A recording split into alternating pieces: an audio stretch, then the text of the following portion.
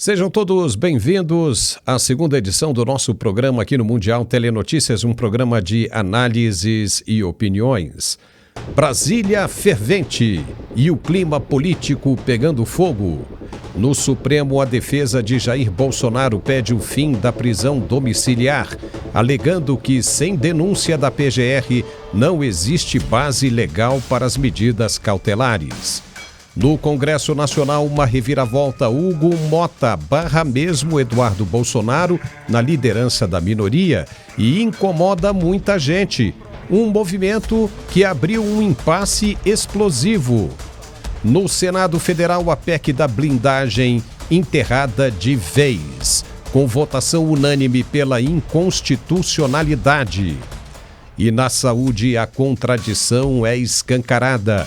No passado, Bolsonaro foi apontado como negacionista por questionar vacinas da Covid, rotulado de louco por ir contra a ciência. Hoje, os mesmos que o acusaram repetem a mesma postura, ignoram e ridicularizam pesquisas científicas de autoridades como Harvard e Johns Hopkins, que alertam para possíveis riscos do Tilenol na gravidez. Uma gestante se filma tomando o remédio para provocar Donald Trump. E o ministro Padilha faz piada do tema. O resultado é um assunto sério que virou espetáculo, minando a credibilidade do debate e repetindo o mesmo negacionismo que tanto foi usado como arma política contra o presidente anterior. Um Brasil pressionado no judiciário, dividido no legislativo e agora desafiado pela sua própria incoerência e ignorância na ciência. Esta é a segunda edição do nosso programa e está bem interessante. A gente volta logo depois do recado de nosso apoiador. Fique com a gente até o final. Até já. Bom dia, eu sou a dona Terezinha.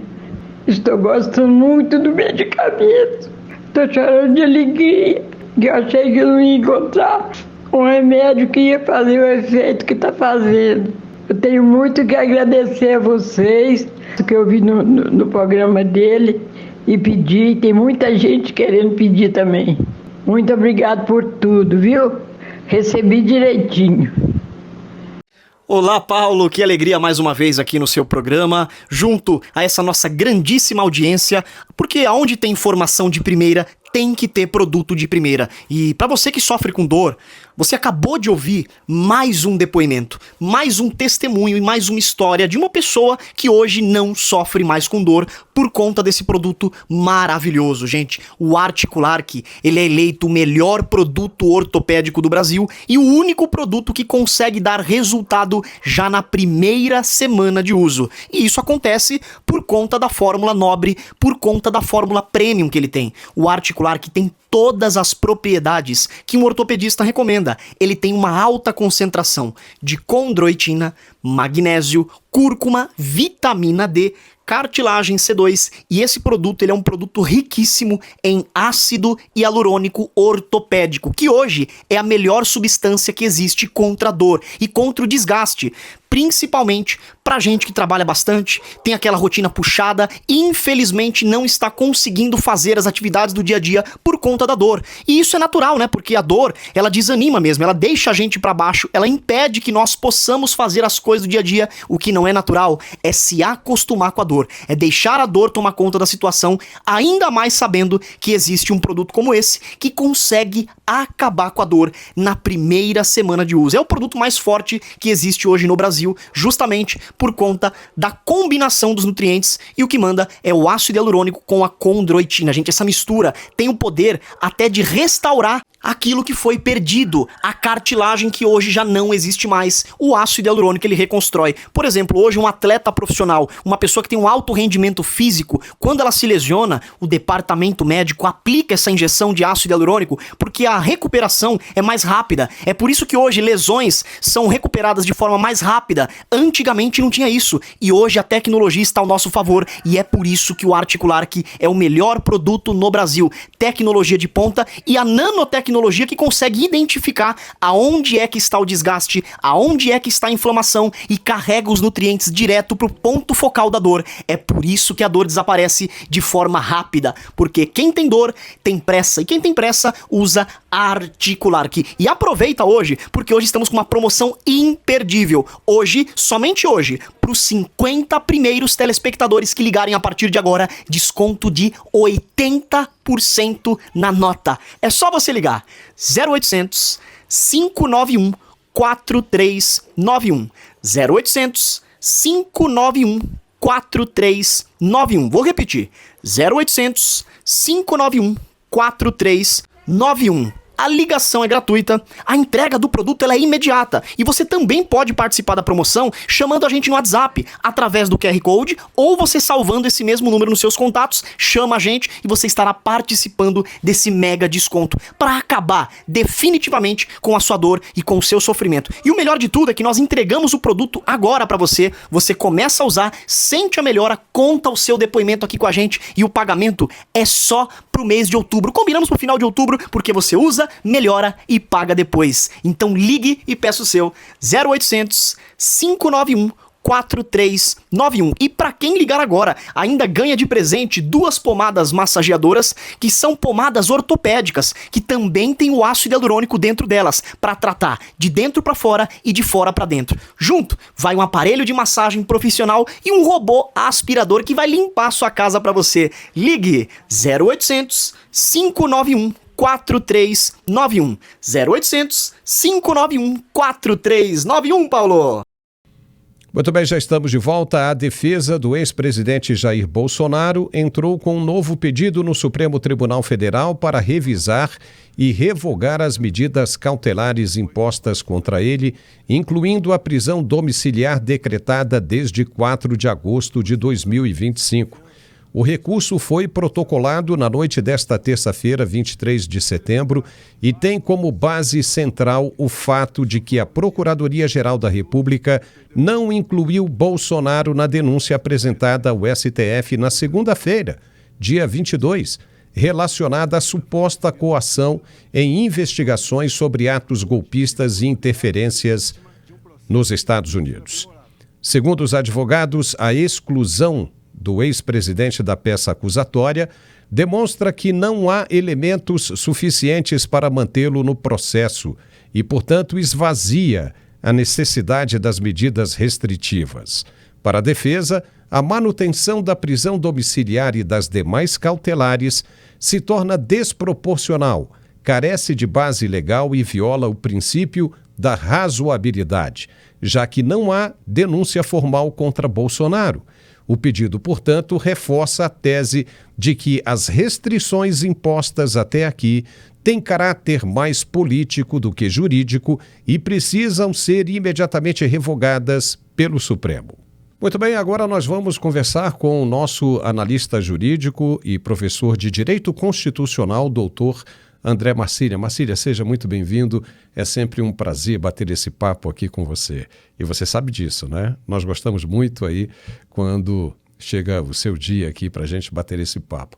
Mas, Marcília, essa situação ficou cabulosa demais. Se não existe denúncia contra o presidente Bolsonaro, ele deveria ser liberado imediatamente. Tudo isso que está passando por ele agora é nulo, é ilegal. Qual é a sua opinião jurídica sobre isso? Paulo, também cumprimento você, toda a audiência, prazer estar aqui. Olha, essa situação do Bolsonaro é lógica, não é nem uma questão jurídica. Veja, se a prisão dele, vamos recuperar os fatos. A prisão dele foi pelo quê?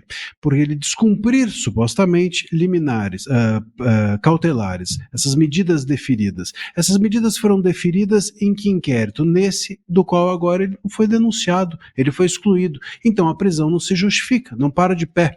Fazendo uma analogia, só para quem nos ouve entender, é mais ou menos como se eu dissesse o seguinte: eu perdi um processo em primeira instância e tenho que pagar 10 mil reais. Bom, aí em segunda instância eu reverti, eu ganhei em segunda instância, eu continuo tendo que pagar 10 mil reais? Claro que não, eu ganhei o processo, portanto aquelas 10 mil reais que era a pena da primeira instância caem por terra.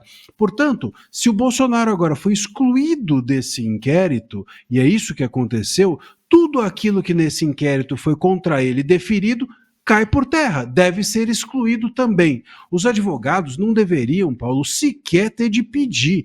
Isso deveria ter sido já de ofício determinado pelo Moraes, sob pena dele abusar do seu poder de agir de forma irregular. E é muito provável que mesmo com o pedido dos advogados nada ocorra. Ou se ocorrer algum tipo de revogação da prisão, é muito possível que no outro inquérito, que é o inquérito do golpe, que é o inquérito do processo do golpe, eles defiram as mesmas medidas. Porque vamos nos lembrar, o processo do golpe ainda não acabou. Até transitar em julgado, até todos os recursos acabarem, ele continua circulando, o processo continuativo, e, portanto, o Moraes pode, sim, determinar uma prisão preventiva do Bolsonaro naquele inquérito e não nesse. Seria mais ou menos como trocar as algemas e continuar mantendo a pessoa presa. Eu troco a algema porque não é nesse inquérito, é em outro, mas eu continuo mantendo a pessoa presa. Não duvido que isso ocorra, embora isso seja um absurdo. Muito bem, se é um absurdo, é ilegal. E se é ilegal, nesse ponto, chega ao autoritarismo. Se não existe denúncia, por que ele vai continuar preso? Por quê? Sob qual argumento? Não dá tempo de se criar absolutamente mais nada para mantê-lo preso ali. Tem que liberar. E você concorda com o que o deputado Sóstenes disse, que isso é uma revanche, porque depois que a esposa do ministro foi sancionada, a ira dele aumentou e por isso não está revertendo o processo? Mas isso, uma coisa não tem nada a ver com a outra. Porque se a partir do momento que mantém uma prisão irregular, está valendo aí a vontade própria, está se fazendo justiça com as próprias mãos, isso não pode acontecer. Mas se continuar, qual seria o caminho para se reverter essa situação, Marcília? Paulo, olha, eu vou dizer, mais do que autoritarismo, é crime. Quando um juiz se nega a cumprir o que a lei diz, ele comete crime. A gente está diante aqui, portanto, de um potencial crime de abuso de autoridade, abuso de poder do ministro Moraes. Em razão de quê? Em razão dele ter de soltar o Bolsonaro e não soltar. Não soltar de ofício, não soltar sob pedido da defesa, ou então, como eu mencionei, eventualmente deferir uma outra prisão em um outro processo para poder manter o Bolsonaro preso, o que deixa claro que a prisão dele é política e não é jurídica, que eles querem mantê-lo preso e não seguir o rito do inquérito, eles querem dar um jeito de prendê-lo. Isso é completamente absurdo. Você mencionou o Sóstenes, eu vou até mencionar a imprensa, saiu no Metrópolis, para a gente não dizer que foi um jornal de direita, na semana passada, eles dizendo que se houvesse sanções contra ministros, que eles levariam o Bolsonaro para a papuda. Quer dizer, o STF soltou na imprensa uma clara ameaça, eles estão ameaçando pela imprensa. Não é nem uma opinião dos Sóstenes, não é nem uma visão dele ou qualquer coisa do gênero, saiu na imprensa. Isso é lamentável. Ministros dando recado na imprensa que vão revidar, que vão ameaçar, que vão sequestrar a liberdade do Bolsonaro e fazer dela uma espécie de peteca que é jogada para lá e para cá, a depender, enfim, de se eles vão ou não ser sancionados, se a esposa do Moraes vai ou não ser sancionada. Isso não existe num país, obviamente, isso não existe num país democrático e sério. Mas o ponto é que nós não somos um país sério e não somos um país democrático. Então a lei é um mero pretexto. A lei é um ponto de partida. O ponto de chegada é o que eles querem obter politicamente das pessoas e das investigações e dos processos que eles têm nas mãos. Olha, no pronunciamento do presidente Trump na Assembleia Geral da ONU, ele deixou muito claro o que está acontecendo. Ele deixou muito claro que sabe muito bem da realidade atual entre Brasil e Estados Unidos. Eu te pergunto agora, uma atitude dessa do ministro sancionado, não fica extremamente claro para os americanos que eles estão certos naquilo que eles estão fazendo? Porque isso é uma violação de direitos humanos, mesmo porque o réu que está sob prisão domiciliar é um réu de mais de 70 anos e tem saúde debilitada. Nós lembramos aqui que o presidente Lula, o processo dele não só foi reaberto por causa da idade avançada dele, que tinha mais de 70 anos, e anularam isso aí, não é? Agora, o presidente Bolsonaro está, em via de regra, né, no meio da tempestade, como se tivesse 30 anos de idade. A pergunta é a seguinte: e o presidente da corte não pode interferir nisso? Tomar uma medida, atropelar e assumir a responsabilidade disso? Olha, não, em tese, o presidente da corte ele não poderia interferir, porque a função do presidente do STF ou de qualquer corte ele não é uma relação hierárquica com os demais ministros, né? Então ele não pode interferir. Ele, no máximo, é uma função administrativa. Então ele pode pautar os recursos, ele determina a ordem da pauta, coisas assim, mas ele não pode dizer ao ministro o que deve ou não fazer. Mas, embora ele não possa fazer isso, o Senado pode, o Congresso pode. E a força do Congresso está em justamente poder fazer com que as pautas de ministros que cometem abusos sigam adiante. O que a gente tem, no entanto, é um Congresso sequestrado. O Bolsonaro, ele não está preso, ele está sequestrado pelo STF. O Bolsonaro é refém do STF, está claro, está evidente. A diferença da questão política para a questão jurídica é essa: você juridicamente fica preso. Se você é um preso político, você está sequestrado pelo Estado. Você é refém daquele regime. E é disso que se trata o caso do Bolsonaro. Me parece que é exatamente isso. E nesse caso, a gente teria então o Congresso podendo agir, mas o Congresso também está sequestrado. O Congresso também está com a sua liberdade, inclusive, de expressão coagida e submetida pelo foro privilegiado. A gente teve agora o PEC da blindagem, né, chamado assim PEC da blindagem, que dava um pouco de alento. Claro, tinha excessos, foi mal redigido na sua totalidade, mas, enfim, dava um pouco de alento ao parlamentar de poder falar. Agora nem isso. Então, dentro desse cenário, só sobra mesmo o Trump. E eu não tenho dúvida que o Moraes, ao agir dessa forma, sobretudo nesse time, demonstra exatamente tudo aquilo de que ele está sendo acusado, não só pelo Trump, mas pelo Talhaferro e por todos os críticos seus, por todos os seus opositores. É a história da mão amarela. Você chega e fala assim, olha, você age politicamente, a pessoa no dia seguinte age politicamente, é a mão amarela. Quem não conhece a mão amarela é que não passou pela adolescência e sabe muito bem. Quem está com a mão amarela é que fez algo errado. No caso, fica claro que o ministro Moraes está com a mão amarela ao reagir imediatamente à sanção que sofre a sua esposa, punindo, revidando contra o Bolsonaro. Olha, tem duas coisas aí que eu queria que você comentasse agora. A primeira é que a imprensa geral, essa aberta, ninguém está comentando nada, absolutamente nada, depois que a PGR se pronunciou dizendo que, não citando Bolsonaro, o nome de Jair Bolsonaro como parte integrante dessa denúncia. Não mencionou absolutamente nada. E a imprensa inteira, ninguém falou nada, mas está claro isso. Está claro, né? Por mais que, né, seja um pessoal militante, o que eles vão dizer? Qualquer ignorante com relação à questão sabe que tem algo errado aí, porque se não existe crime, não há razão de medidas cautelares, não há necessidade de tornozeleira eletrônica, proibições para uso de internet, telefonemas, redes sociais, nada.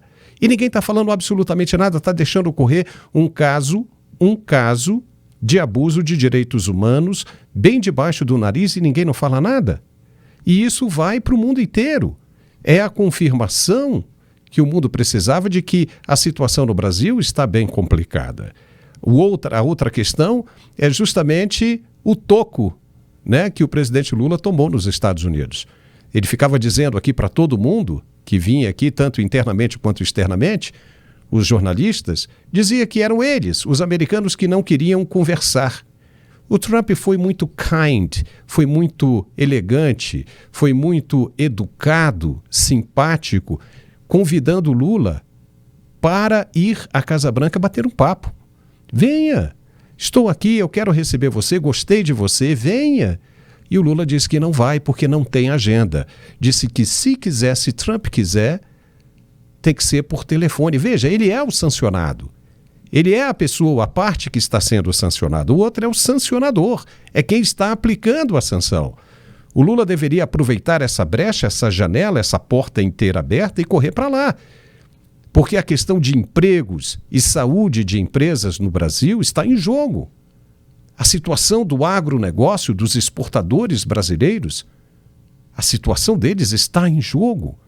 Tinha que achar um buraco na agenda que fosse e se mandar para lá. Né? Muitas empresas de comunicação estão dando conta de que a turma estava correndo no Central Park, fazendo exercício, tudo com dinheiro público. Abusando da boa vontade, ou seja, né, da situação, e o presidente americano abre esse espaço, essa oportunidade, e o governo brasileiro não vai correr atrás. Então são duas situações cabulosas e mentirosas que nós estamos vendo aqui. Uma é o presidente Jair Bolsonaro continuando preso, e segundo o Lula, a narrativa dele de que os americanos não querem conversar caiu por terra. A culpa é dele. Queria que você comentasse essas duas situações, Marcília. Olha, Paulo, a questão do Bolsonaro, do ponto de vista até internacional, a gente tem que colocar o seguinte: hoje, o Bolsonaro estar preso é a mesma coisa de uma pessoa qualquer que não tem crime nenhum contra ela, que não tem nenhuma acusação contra ela, está presa. Estou preso por quê? Não sei. É a situação, aliás, do processo, aquele livro do Kafka que todo mundo usa para simbolizar sistemas ditatoriais e abusivos. O personagem do livro é preso e não sabe por quê, e vai preso e passa o livro inteiro sem entender a razão. É isso. Por que o Bolsonaro hoje está preso? Não existe razão. Não existe decisão que justifique ele estar preso. É isso. Se isso não é violação a direitos humanos, uma pessoa ser presa sem razão jurídica, sem decisão que motive, se isso não é um abuso de direitos humanos, se isso não justifica medidas e sanções contra um país, se isso não torna uma corte dessa política, se isso não justifica um filho ir a um país denunciar os abusos que o país sofre, então o que justifica? Então, que tipo de coisa que sugerem que seja feito? A gente vai deixar isso acontecer assim? Vamos todos ficar quietos e ficar batendo palma, como fazem na Coreia do Norte, lá para o Kim Jong-un, que, enfim, tem essas imagens, né, que são engraçadíssimas, para não dizer trágicas, e todo mundo batendo palma no parlamento para o Kim Jong-un, e o primeiro que parar de bater palma é punido. Quer dizer, é disso que se trata? A gente quer chegar nisso? É óbvio que nós temos que denunciar, é óbvio que nós merecemos essa sanção, é óbvio que a corte brasileira se tornou política, é óbvio que o ministro Moraes age sob irregularidade no país há 6 anos, e não é de agora, é há 6 anos, desde o inquérito das fake news de 2019. Então, o Brasil apenas reforça com isso aquilo tudo de que é acusado. O Moraes também e a corte também. Sobre essa questão do Trump, Paulo, eu diria o seguinte: muita gente até falou, não, o Lula deu um checkmate no Trump ou qualquer coisa do gênero. Quer dizer, é óbvio, né, que ninguém conversou. O Lula não propôs nada em 39 segundos. Aliás, o Lula sequer deve ter conseguido conversar com o Trump. Vamos aqui nos lembrar que nem o Trump nem o Lula sabem falar português. Então, conversar em qual idioma? Não tem idioma para eles conversarem. Né? Não tem como ter havido esse diálogo. É óbvio que o Trump está jogando, depois de um dia ter sancionado a esposa do Moraes, no outro ele assoprou, mordeu num dia, assoprou no outro, e isso é vamos dizer assim, um ardil de quem é um negociador. Chamou o Lula para a mesa e, como você bem disse, desmantelou o argumento que o Lula vem utilizando recorrentemente, que é o de dizer assim, o Trump é que não quer negociar, que aliás é um argumento de adolescente namorado, né? Eu não vou ligar para ela enquanto ela não ligar para mim, se ela não mandar mensagem primeiro eu também não mando, enfim, bobagens completamente tolas de um adolescente pueril, mas é disso que o Lula tem se valido, tem dito, ele não ligou para mim, eu não ligo para ele. Bom, pois bem, agora ele ligou, agora ele te chamou para a mesa e você não vai. A gente teve o Mauro Vieira na CNN Internacional, no dia ali, não foi em qualquer lugar e não foi também para o Trump, foi para a imprensa, para a grande imprensa, dizer que o Lula tinha uma agenda muito ocupada.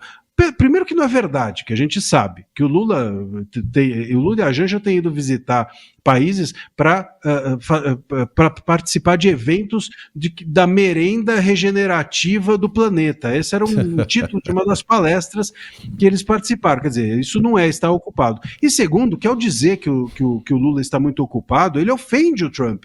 Porque, veja bem, se ele está muito ocupado para encontrar o Trump, então o Trump a agenda do Trump não vale nada para o Lula. É como se ele dissesse que o Trump é um desocupado, que a agenda dele é muito mais relevante. O Lula, Paulo, está com medo.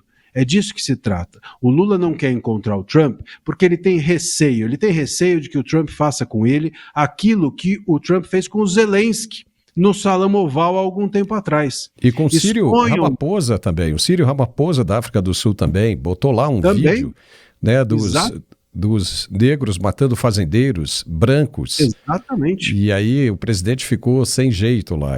Claro que ele está com medo disso. Exatamente. Quer dizer, ele quer um ambiente controlado, ele quer um telefonema em que não seja televisionado e que no minuto seguinte ele possa contar os feitos que ele não fez. Exatamente isso. Agora você tocou num ponto super importante, é que se o presidente Donald Trump abriu um espaço na agenda dele, porque a agenda dele está cheíssima na semana que vem, ele quebrou tudo para dar um espaço, né, para o presidente Lula. Falou, olha, vem aqui na semana que vem para a gente conversar. Agora o Lula com a agenda dele, qual seria a parte da agenda dele? Vai buscar lá na agenda, vai ser o quê? Encontro com o MST, entendeu? Com, né, o Conselho Administrativo. Para com isso, né? Isso aí é um assunto super importante que deveria ir e agora ficou mal pra caramba. Tudo que ele disser agora não vai colar. Tá todo mundo de olho nisso. E o que fica parecendo é que está querendo realmente uma sanção, quer engrossar o caldo para poder esconder a incompetência administrativa do governo. É uma cortina de fumaça. Agora, Marcília, fica por aí. Oi, pode falar. Não, só rapidamente, vale dizer que o Lula também insiste nessa questão, porque a plataforma eleitoral dele para o ano que vem é essa e só essa, que é dizer que está enfrentando o imperialismo norte-americano, que ele está, enfim, fazendo aquele papo de 100 anos. Há 100 anos isso já era obsoleto e antiquado, agora ele tem retornado com isso, tem feito disso a plataforma dele. Agora, sabe qual é o maior problema? É o seguinte, está no governo, porque o presidente do TSE na época foi até aos Estados Unidos pedir ajuda e teve. O governo Biden falou, queremos o Lula de volta no governo, não queremos um presidente popular como Jair Bolsonaro. Isso foi amplamente divulgado. Isso chegou em tudo quanto é lugar e o próprio presidente da corte admitiu isso publicamente. Então, se houve hoje, as ferramentas continuam, só que quem comanda o operador dessas ferramentas é outra pessoa. E pode acontecer, na mesma medida, nos mesmos moldes, quem hoje comanda as ferramentas dizer o seguinte, não queremos esse, queremos outros de volta. Pode até não ser o Jair Bolsonaro, mas alguém que esteja alinhado com as diretrizes americanas.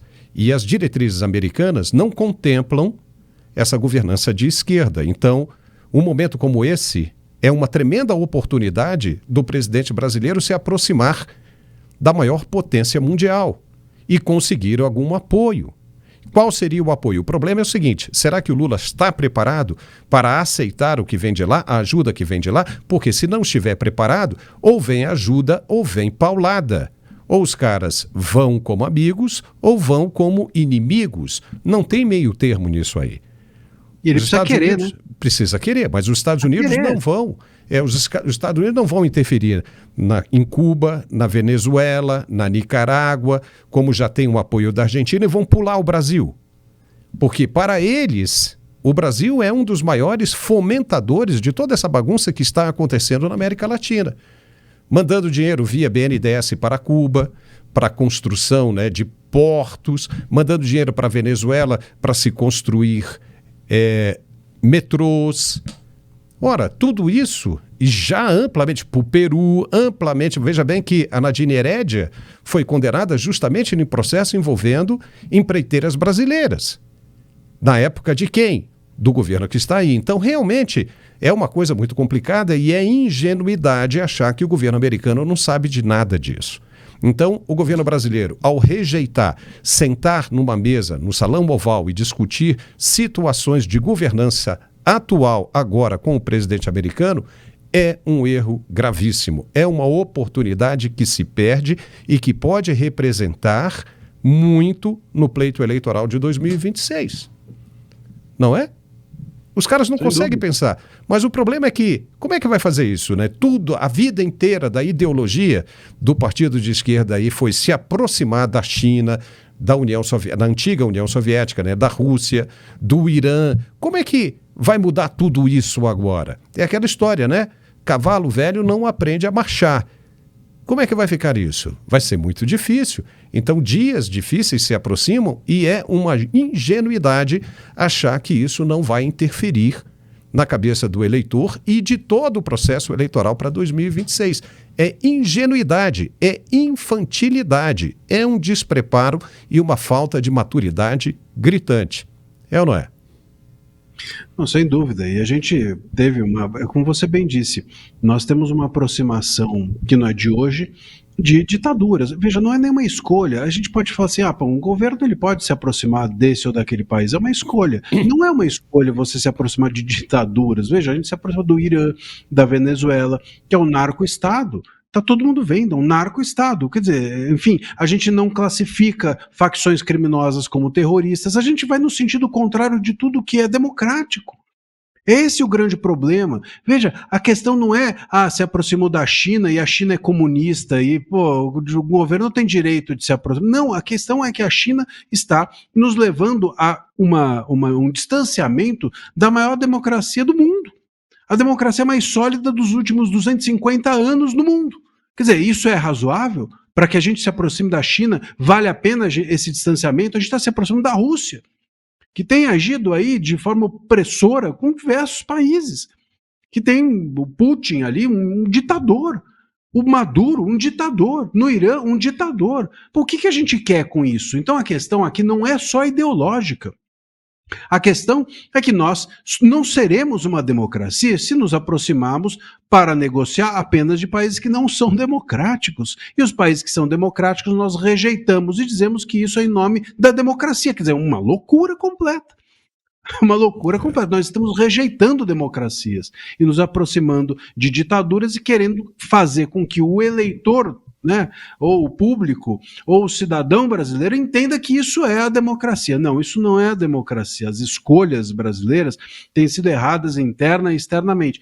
E não é só, como eu mencionei, externamente. Internamente a gente tem uma corte que há 6 anos manda em todos nós, manda nas nossas liberdades, arranca as liberdades de jornalistas, de veículos de comunicação. Semana passada a gente teve aí o Ministério Público Federal querendo fechar a Jovem Pan. Como é que a gente acha que isso é democrático? A gente tem, eu posso listar aqui, todos nós sabemos, uma lista infinita de jornalistas que inclusive têm suas contas bloqueadas. Como é que isso é razoável? Então, é disso que se trata, né? Não é porque as pessoas, sabe, Paulo, podem chegar e fazer, mas os Estados Unidos também têm problemas. Quem é obrigado a sentar com os Estados Unidos? O problema não é a gente sentar ou não com os Estados Unidos. O problema é que a gente não está sentando com os Estados Unidos para sentar com o pior da humanidade. É disso que se trata. Nós estamos nos aproximando da escória do planeta e por isso estamos nos distanciando dos Estados Unidos. E como é que vai resolver? Como é que vai achar uma solução para o problema se não uma negociação? Vai ficar esperando uma mágica? Uma macumba? Alguma coisa parecida? Só se for, né?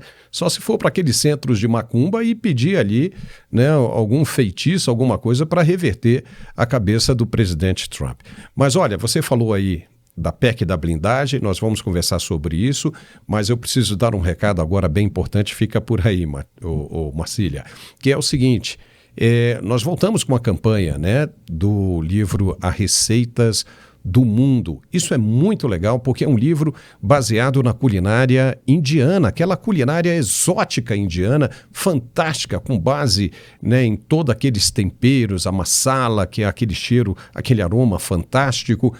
É um livro baseado em receitas vegetarianas, mas você pode trocar, né? Aquilo que você não quer ali de vegetais, aquela coisa toda, se você é um pouco mais carnívoro, você pode trocar por proteína animal.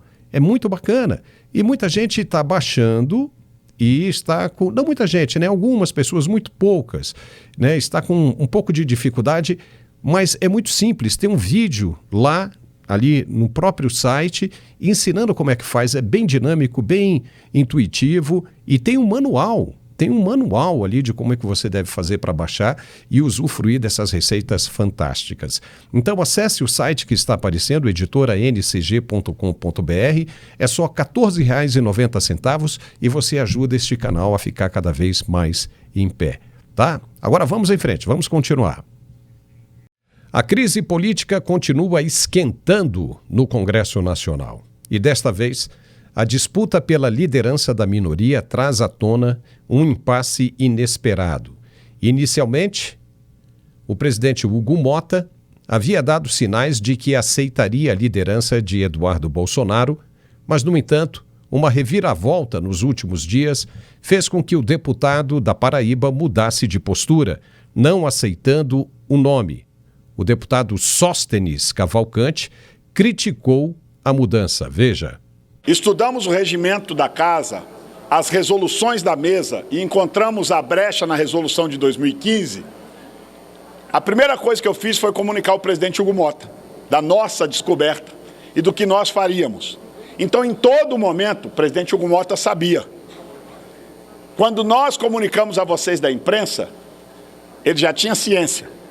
Ontem, depois da Magnitsky na esposa, no escritório do ministro Alexandre de Moraes, eu recebi uma ligação do presidente Hugo Motta, falando que ele não poderia mais cumprir comigo o compromisso, que o tom ficou muito acima da média. Ou seja, ele não me afirmou, mas eu fico entendido que por retaliação ao que aconteceu com a família do ministro Alexandre de Moraes, que, diga-se de passagem, retaliou a família do deputado Eduardo Bolsonaro, trancando as contas da esposa do Eduardo Bolsonaro. É importante a imprensa saber disso, porque parece que é só o Eduardo Bolsonaro que pediu sanção para a família do ministro Alexandre de Moraes. Nesta vida, o que a gente semeia, a gente colhe. O ministro Alexandre de Moraes bloqueou a conta, inclusive, da filha menor de um preso político, Oswaldo Eustáquio. Ele vem várias vezes usurpando direitos humanos das pessoas e dos réus do 8 de janeiro. Agora, pressionar o presidente da Câmara, se é que isso aconteceu, não estou afirmando, porque o presidente Hugo Motta não me falou que foi ele que ligou, mas me estranhou a mudança de postura do presidente Hugo Motta depois da Magnitsky na família do ministro Alexandre de Moraes ontem, que me liga e faz a seguinte comunicação: não poderei mais cumprir o que nós tínhamos conversado. Aí, eu estava na reunião da minha bancada agora há pouco e soube que o presidente Hugo Motta, eu acho que desavisado por sua assessoria, passou informação para a imprensa equivocada. Ele disse que o deputado Eduardo Bolsonaro nunca o comunicou da sua saída ao país, pois é um equívoco, um erro, imagino que da assessoria do presidente. Existem 8 comunicados oficiais do deputado Eduardo Bolsonaro à presidência da Casa. O primeiro, com data de 27 de fevereiro deste ano de 2025.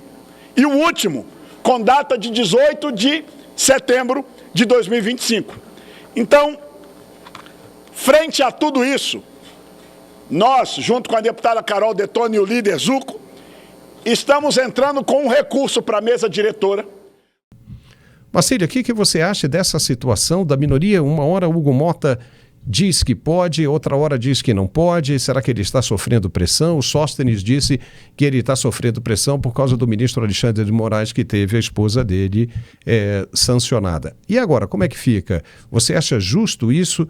Ou seja, o deputado Eduardo Bolsonaro pode ser, sim, juridicamente o líder da minoria na Câmara ou não? Porque o outro deputado, o Paulo Bellinski, apontou o caso muito interessante da época da pandemia, onde todos os deputados ficaram cerca de 1 ano e meio votando de casa e coordenando os trabalhos de casa. Não seria realmente a mesma coisa agora? Seria, Paulo. Veja, isso não faz o menor sentido. Do ponto de vista jurídico, ou até mesmo em termos de regimento interno das casas legislativas, não há nada que impeça. Até porque, se a gente for pensar bem, como você colocou, o que impede, se você não pudesse atuar de forma remota, exercer o seu mandato de forma remota, bom, então o ministro Moraes a todo momento por exemplo, vota, já deu decisões enquanto ele estava viajando, então não pode, uma decisão é nula. Os parlamentares a todo momento fazem sessões remotas, então não pode, isso é algo ilegítimo, então todas as decisões tomadas nessas sessões são nulas. Mas é que não pode muito. Pode pouco, mas não pode muito. Isso não faz sentido. Nenhuma legislação restringe dessa forma. E alguém então pode questionar, se não há nada jurídico, alguém pode questionar do ponto de vista moral. Mas é moral que a gente tenha um deputado representando o seu mandato fora do país?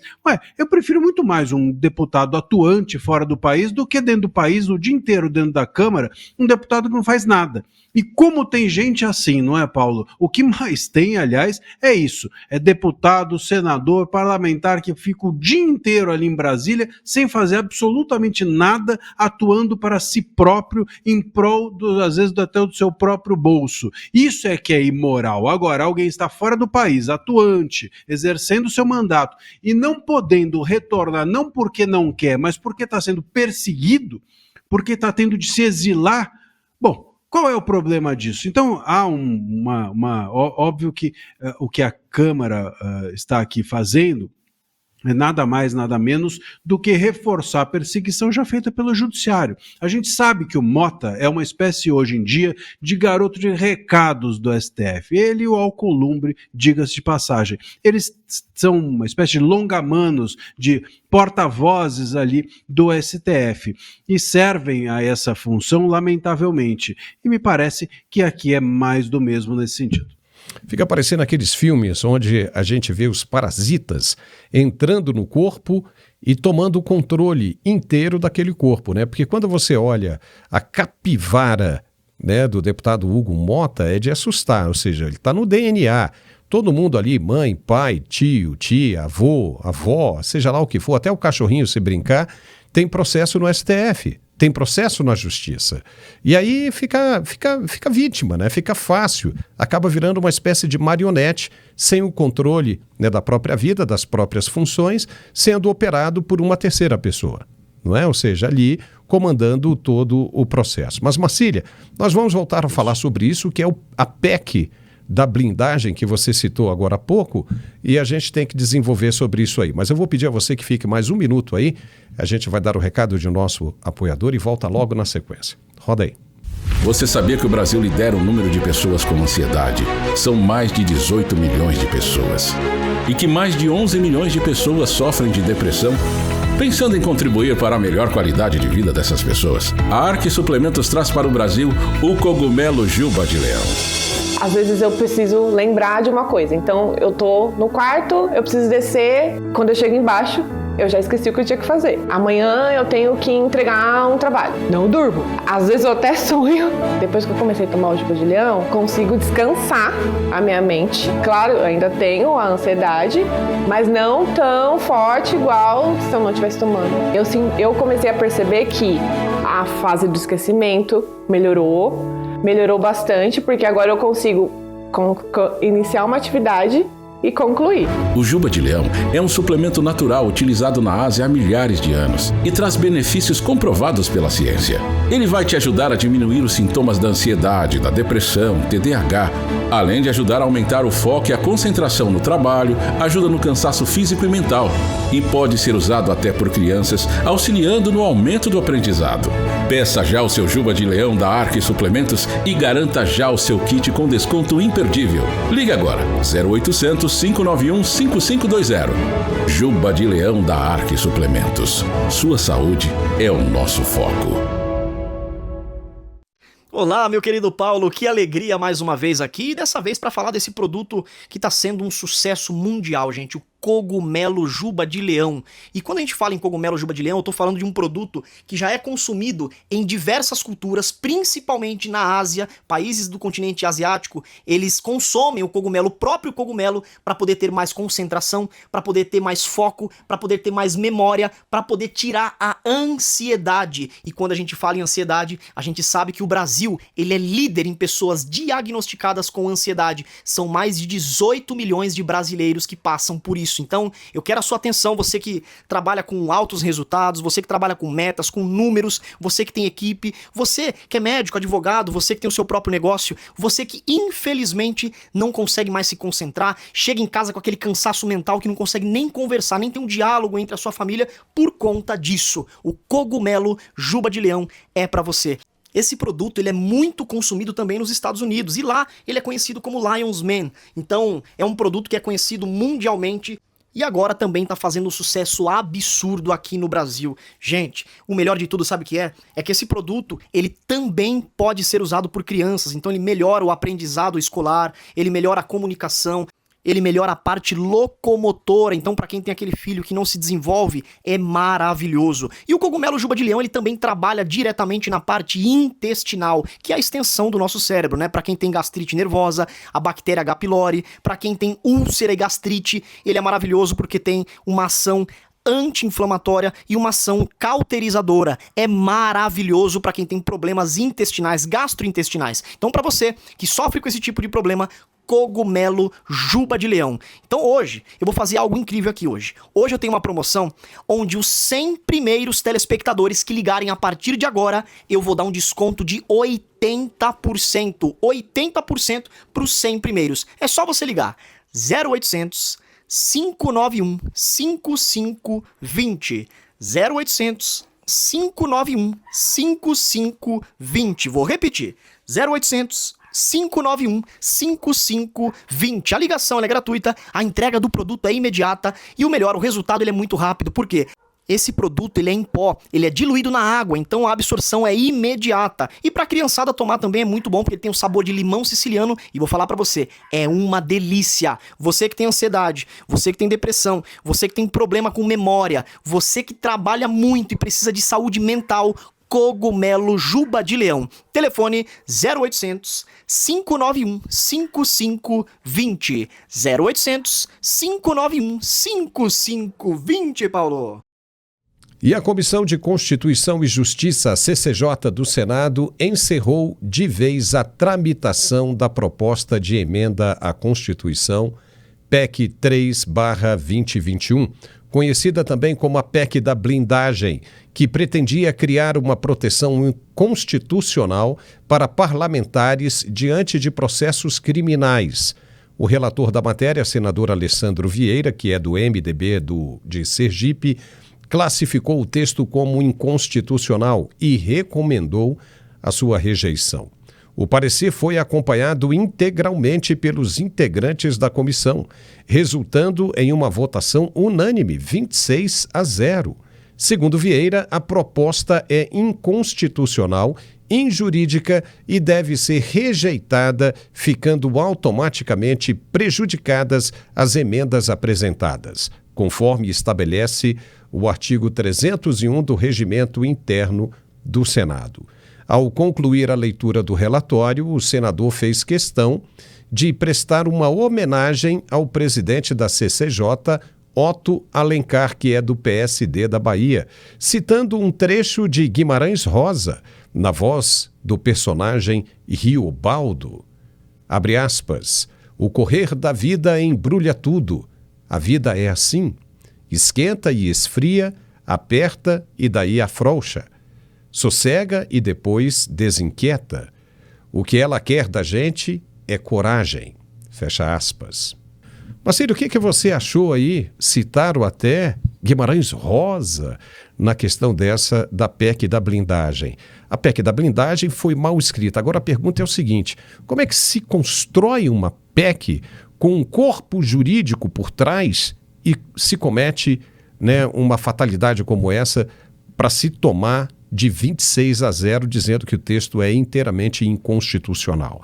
O que está faltando para esse pessoal? Será que é todo mundo ali um bando de estagiário do curso de Direito? Ou o que está acontecendo de verdade, na sua opinião, Marcília?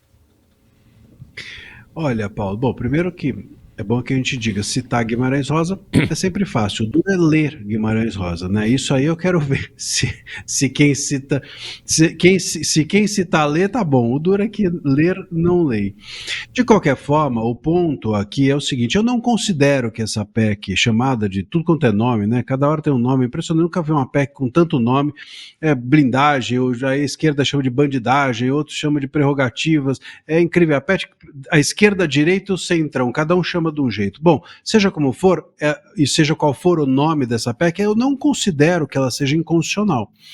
E por que eu não considero que ela seja inconstitucional? Porque o artigo 53 da Constituição oferece ampla e absoluta proteção ao mandato. Veja, o que está sendo protegido, o que deve ser protegido, não é a pessoa do parlamentar, é a função do parlamentar. E essa proteção tem de ser absoluta, é isso que prega o artigo 53. Portanto, você exigir uma autorização prévia para que tal parlamentar seja processado ou investigado é uma proteção ao mandato que ele exerce, porque depois que ele sair da função, ele pode voltar a ser investigado ou processado. Então isso não é inconstitucional.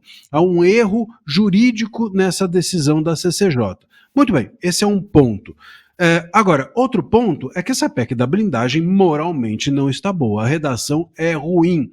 Veja, o que eles deveriam ter feito é restringir a proteção a crimes, entre aspas, decorrentes da fala, porque o artigo 53 também é claro sobre isso. Quaisquer palavras de parlamentares são invioláveis. E quaisquer são duas expressões que não tem como relativizar. Como é que quaisquer de vez em quando pode ou invioláveis de vez em quando viola? Não tem como. Então, a proteção é absoluta à fala do parlamentar. É isso que devia estar sendo reforçado e protegido nessa PEC. No entanto, ao invés de investirem nisso, eles acabaram investindo em tudo. E aí quiseram proteger até, por exemplo, o parlamentar que está, de repente, sendo investigado por assassinato, por coisas assim. E isso não dá para proteger, porque um parlamentar, por exemplo, que comete assassinato, ele não pode seguir exercendo a sua função, porque nesse caso ele quebra o decoro da sua função, ele perverte a sua função, então ele não é digno de exercer a função, e não a função que não é digna de ser ou não investigada. E esse é o problema. No lugar deles protegerem a coisa certa, eles ampliaram de tal forma a proteção que possibilitaram que parlamentares mal intencionados pudessem ficar impunes. A PEC, eu diria que ela em si não é inconstitucional, mas ela se perdeu na tentativa de proteger tudo e todos, ou de agradar tudo e todos, e com isso, agora a gente jogou fora a possibilidade de que os, entre aspas, crimes de fala e abusos do STF em investigações contra parlamentares, que isso fosse contido ou freado. Agora isso foi jogado fora com essa decisão, e a oposição ficou constrangida, a oposição ficou mal nessa história por conta dessa PEC ter sido chamada de PEC da bandidagem, etc., e até alimentado as ruas no último domingo. Ficou fácil, né? Ficou fácil. Agora o que está acontecendo é muito semelhante a 1935, 36, os 2 anos que antecederam 1937, que todo mundo sabe o que aconteceu na Europa. Na Europa fascista de verdade, tanto de Mussolini quanto do austríaco que invadiu, que ascendeu na Alemanha, né, naquilo tudo que todo mundo conhece. Ok, foram dominando, né, o austríaco se mirava no Mussolini. O Mussolini era o grande mentor, dizia que precisava comandar um congresso, dominava o congresso e orearam o congresso. O que está sendo feito agora é exatamente a mesma coisa. Estão oreando o congresso, né? Foi feito na Nicarágua, foi feito na Venezuela. O congresso passa a ser uma peça decorativa e um cabide de emprego, entendeu? Com salários altíssimos e emendas bilionárias sendo distribuídas assim ao léu. E com isso você vai oreando os parlamentares. Isso é muito perigoso, porque veja o que aconteceu na Itália fascista, na Alemanha fascista. Se você pega esse período, com quem que eles se parecem mais hoje, Marcília? Com o pessoal da direita de hoje ou com o pessoal da esquerda? Fica aqui a nossa pergunta. E todo mundo sabe como isso terminou. E todo mundo já sabe como é que vai terminar a situação na Venezuela. Daqui a pouco, porque a Maria Corina Machado já deve ter informações privilegiadas, já está fazendo pronunciamentos, preparando a nação para uma mudança ideológica em breve. E acreditamos que até o final do ano esse tipo de coisa vai acontecer, essa mudança vai acontecer. Então, realmente é uma situação complicada. Essa esquerda que quer dominar, né, num projeto de poder eterno, acaba metendo os pés entre as mãos. E esse modelo que começou um pouco mais além, um pouco mais a fundo, mais atrás, em 1917, com a Revolução Russa, ainda persiste, quer resistir e não se deu conta que o mundo hoje é diferente, que o mundo hoje demanda por coisas diferentes, claras, para se evoluir, para se crescer e prosperar. Nós vamos falar agora um pouco da ignorância desse povo que continua pensando como se fossem cavalos de carroça, sabe? Cavalos de carroça que tem aquelas tapadeiras dos lados que não conseguem enxergar. Antolhos. Chama Antolhos. Olha que Antolhos, beleza. Que bonito, né? Vamos em frente que agora você vai ouvir o que nós vamos mostrar. Até onde vai a cegueira e ignorância desse pessoal da esquerda? Uma cena que circula na internet mostra uma mulher grávida tomando Tilenol apenas para contrariar o presidente americano Donald Trump, que havia divulgado dados sobre os riscos do medicamento durante a gestão. Veja agora o vídeo irresponsável desta gestante.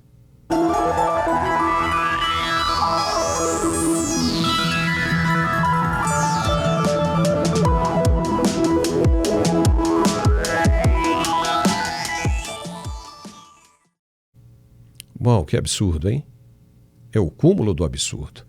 Essa atitude, somada à piada feita pelo ministro da Saúde do Brasil, Alexandre Padilha, revela uma contradição curiosa e preocupante, muito preocupante. Não se trata apenas de uma divergência política ou de um embate ideológico, mas sim de saúde pública. Veja agora o vídeo contraditório gravado pelo ministro da Saúde de Lula, questionando estudos feitos por entidades sérias. Veja o que ele disse. O Tilenol é causa do autismo? Chama o VAR! Mentira! Não existe nenhum estudo que comprove uma relação entre o paracetamol e o Tilenol com o autismo. Esse tipo de mentira coloca a sua vida e a vida do seu bebê em risco. A Organização Mundial de Saúde, a Anvisa, as principais agências internacionais de proteção à saúde já deixaram claro que o paracetamol é uma medicação segura. Aliás, o autismo foi diagnosticado e identificado muito antes de existir o paracetamol. Enquanto eles inventam essas mentiras para tirar o foco, sabe-se lá do quê? Nós do governo federal estamos inovando no SUS, novos métodos diagnósticos, formação dos profissionais e novos serviços para cuidar de forma digna e não desrespeitar quem vive com TEA. Que absurdo! Isso sim é desinformação. Porque o anúncio foi feito há 2 dias. E foi feito por entidades sérias de pesquisa. Diga se isso não parece coisa de quem ficou indignado com a suspensão de visto para os Estados Unidos. As informações apresentadas pelo presidente americano não surgiram do nada. Foram embasadas por estudos de instituições renomadas, como Harvard e Johns Hopkins, que apontam possíveis riscos associados ao uso do paracetamol durante a gravidez. Ao ridicularizar o alerta, tanto a gestante que se expôs de forma irresponsável, quanto o ministro que desdenhou do tema, reforçam a lógica da disputa política em detrimento da informação científica. Em vez de orientar a população com base em evidências, o episódio acabou transformando um assunto sério em motivo de palhaçada, de espetáculo, minando a credibilidade do debate e colocando em risco justamente quem deveria ser o mais protegido: mamães e bebês. E agora, Marcília, como é que fica essa situação? Porque a gente se lembra muito bem que o ex-presidente Bolsonaro foi atacadíssimo na época da pandemia porque ele não queria tomar vacina contra a Covid. Diziam que ele era negacionista, que estava brigando contra a ciência. E agora, o que a gente começa a ver com esse pessoal da esquerda? Essa menina grávida tomando Tilenol, colocando em risco a saúde do próprio filho. E o ministro da Saúde fazendo uma palhaçada dessa, dizendo que não existe nenhum estudo científico que comprove o que está sendo anunciado agora. Só que Donald Trump não avisou isso assim da boca para fora. Ele está falando com base em estudos sérios de 2 institutos seríssimos, renomados no mundo inteiro, que é a Universidade de Harvard e o Instituto Johns Hopkins, de pesquisa profunda. Não estariam essas pessoas agora agindo exatamente como elas acusavam Bolsonaro? Ou seja, negacionistas? Agora é só dar um tempo para que o resultado desse estudo saia nas próximas bulas desse medicamento. E o ministro se presta a essa vergonha. O que você acha que está mais parecendo mesmo essa atitude do ministro? Não seria aí mais uma bronca porque teve o visto cancelado nos Estados Unidos? O que você acha, Marcília? Pois é, a gente está precisando cancelar o visto dele aqui no Brasil, né? Talvez seja a melhor coisa ele não entrar no Brasil, ele não sair do Brasil. Agora, o ponto é, bom, claro, pode ser, sem dúvida alguma, algum tipo de revanche ou algo assim, porque, como a gente já mencionou no programa, a gente tem visto recorrentemente o governo Lula e os seus apaniguados, né, cutucarem o Trump como uma estratégia de marketing eleitoral, assim digamos, né, uma forma de fazer com que haja uma rixa entre os países para que eles possam dizer que o Brasil está sendo atacado e com isso defenderem a suposta soberania que só eles enxergam existir a ser defendida aqui no Brasil. Então pode ser isso, mas pode também ser só tolice, né? Como muitas vezes apenas é.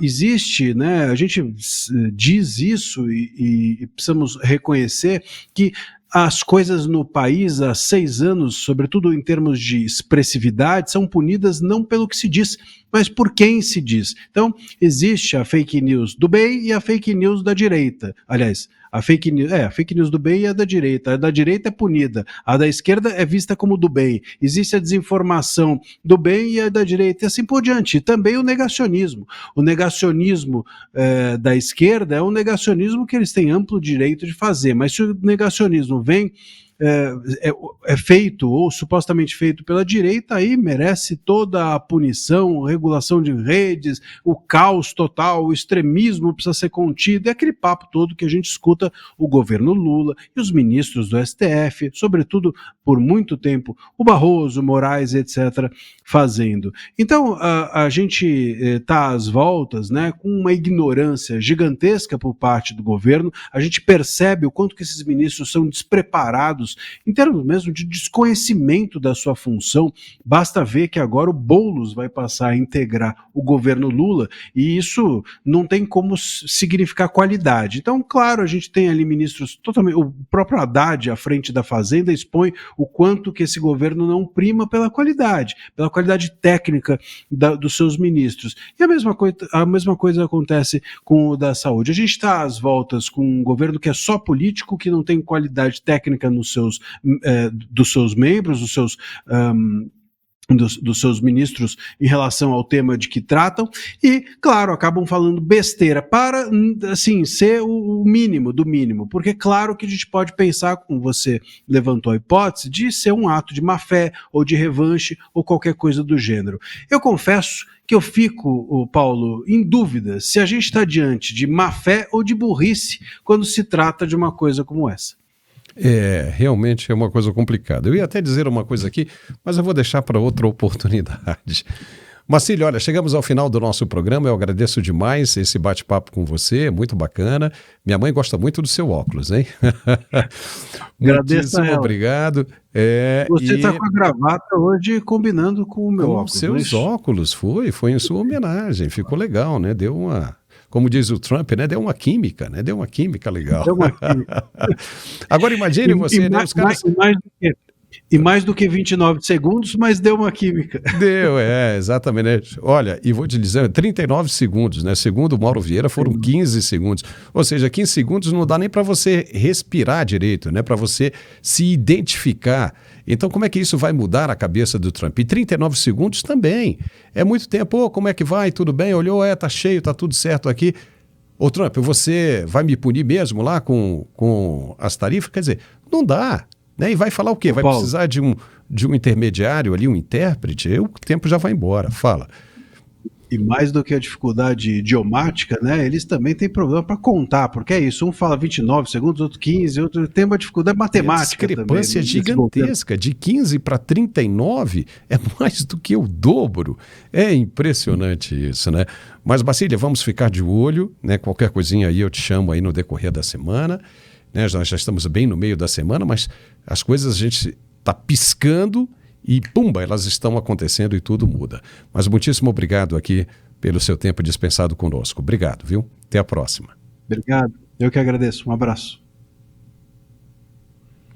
E nós ficamos por aqui, né, com o nosso programa, essa segunda edição. E eu lembro que nós temos mais um recado aqui para dar. Né? É o seguinte, você quer ficar cheiroso? Quer se sentir bem? Quer trazer memórias olfativas? Elas são importantes, né? Porque marcam os bons momentos da vida. E nada melhor do que esse produto aí, Uma Noite em Sevilha. Olha só a magia que ele já traz. A fragrância é sensacional. Eu tenho certeza que você vai gostar. Experimente. Para testar, acesse o site etchelojavirtual.com e faça seu pedido hoje mesmo. Aproveite essa oportunidade sensacional. Uma Noite em Sevilha e você vai ficar maravilhado. Um forte abraço e amanhã a gente está de volta na nossa edição ao vivo e a cores a partir do meio-dia. Até lá.